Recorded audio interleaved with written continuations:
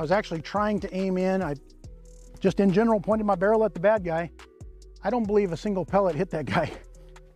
I'm gonna leave you guys up here at the target just so you can see the round impact.